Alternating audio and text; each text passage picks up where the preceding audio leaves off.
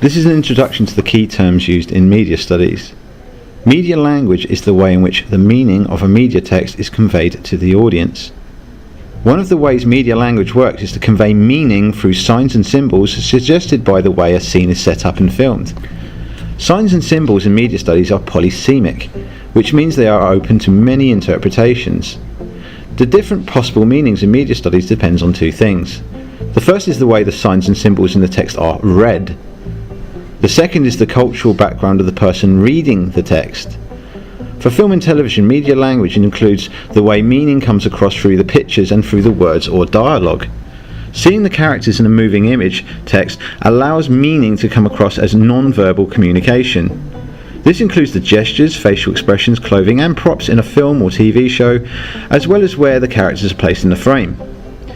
Media language includes the way the camera sees the scene through shot size and camera angle. It is also possible under the heading of media language to analyse the way the actors interpret the script.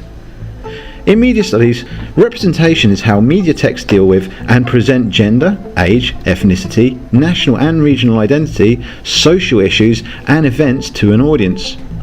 Media texts have the power to shape an audience's knowledge and understanding about these important topics. This makes them very powerful in terms of influencing ideas and attitudes.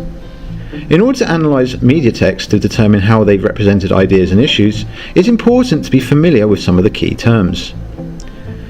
Key terms in representation. Construction. This is the way a media text is put together. In a film or television programme, this includes the editing and choice of camera angles. In a magazine or newspaper, it includes the layout and writing as well as the choice of images. Mediation. This is the process everything goes through before it reaches an audience. This can be how a film script is written and rewritten before it makes it to a production, how newspaper and magazine photographs are cropped and captioned, or how real-life events like a protest or a speech by a politician are portrayed in a news report. Selection. This refers to what was been selected to include in a media text. This can be particularly important in newspaper articles where selecting certain facts over others can change the angle of a story. What is omitted, what is missing in other words, is sometimes as important as what is included. Anchorage. These are the words that go along with images to give those pictures a certain meaning in a specific context. This includes captions and headlines in newspapers and taglines in adverts or on film posters. Stereotypes. These are a simplified representation of a person, groups of people, or a place through basic or obvious characteristics which are often exaggerated. For example, Vicky Pollard from Little Britain is a stereotypical example of a working class teenage girl. They can be used to describe characters quickly, relying on existing audience recognition. Stereotypes are dangerous as they can lead audiences to generalize about people or places. Ideology. These are ideas and beliefs held by media producers which are often represented in their media texts. In a newspaper, the ideology of the owner or senior editors can influence the way certain stories are represented, such as lending support to a particular political party. In a documentary about asylum seekers, the representation of their story can be influenced by the ideology of the filmmaker or producer. How are representations constructed?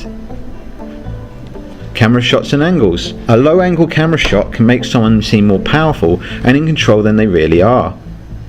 A high-angle shot of the same person may make them seem less important or influential. Editing. Media producers can manipulate the emotions of the audience by representing certain groups and characters and situations through editing. For a documentary-style reality TV show, like Don't Tell the Bride, many hours of film footage may have been recorded, but this footage is edited down to fill a 1-hour broadcast. How it is edited will determine how the characters are represented and how the audience responds to them. Audio codes. The representation of a person or fictional character can be influenced through their dialogue. If they use slang or speak with a strong accent, audiences will respond to that person in a very different way than someone who speaks perfect English without the trace of an accent. Music can also influence representation in a media text. In a film scene where a character is walking down a street, a slow, somber piece of music will create a very different representation to a cheerful, upbeat tune. Here is a glossary which gives you other key terms used in media studies and their definitions. 1. Anchorage. Words that go along with images to give meaning to them in a specific context. This includes captions in newspapers and taglines on film posters. Crop. To remove the outer part of an image in order to focus on a particular aspect of it, or to change the overall shape. Ethnicity. Having the common features of a group or nation. 4. Layouts. The way that a page or document is set out with specific places with pieces for text or images, and indeed both. Media text. Any media product such as a TV program, film, magazine, video game, newspaper, music track or album created for an audience. 6. Mode of address. The ways in which a media text uses language to speak to its target audience, for instance, formal or informal. And finally, stereotype, a conventional and standard view of someone or a type of people. And that's it. That is literally, in a nutshell, what media language is all about.